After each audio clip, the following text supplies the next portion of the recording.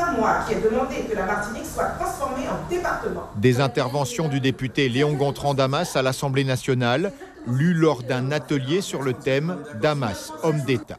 Le poète a été parlementaire de 1948 à 1951. Il s'est montré critique envers la France et son gouvernement, mais en jouant le jeu. Autant on sait d'une part qu'il a publié Retour de Guyane où il est extrêmement virulent à l'encontre de l'État français, mais dans ces interventions-là, il est un député français qui est bien droit dans ses bottes, bien dans le cadre du gouvernement et qui défend les intérêts de la France aussi.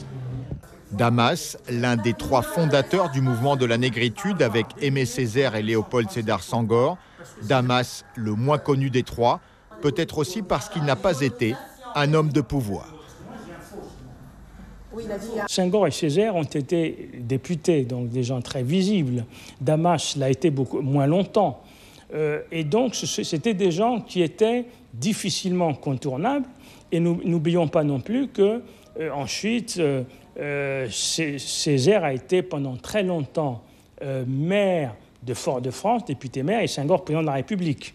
Donc, ils avaient une force de frappe que n'avait pas Damas. Cela n'enlève pas la dimension politique du poète Damas, celle d'un homme qui militait pour la reconnaissance et la libération des peuples noirs à travers le monde, de l'Afrique en passant par les Amériques et sa Guyane natale. Damas, c'est quand même un perpétuel ressourcement. Si vous voulez, on est dans un état de rébellion intellectuelle permanente. Et c'est un retour aux sources.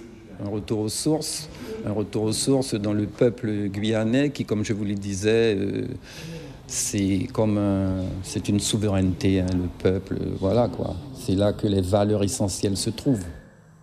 Plusieurs fois censuré de son vivant dans ses écrits, Léon Gontran-Damas sort peu à peu de l'oubli dans toutes ses dimensions, le nègre fondamental, comme le rappelle le titre de ce documentaire de Jean-Michel Martial, diffusé vendredi à l'Université de Guyane.